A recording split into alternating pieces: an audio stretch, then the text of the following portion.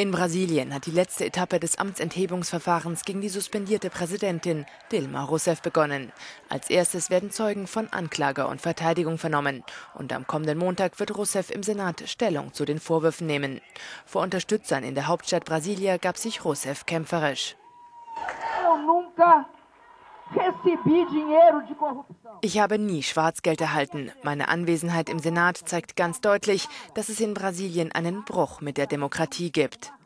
Es ist wichtig, dass alle Brasilianer und die ganze Welt das weiß, damit es nicht noch einmal geschieht. Para o mundo inteiro e para que nós possamos impedir que isso volte a acontecer. Experten zufolge ist es sehr unwahrscheinlich, dass Rousseff ihre Absetzung noch abwenden kann.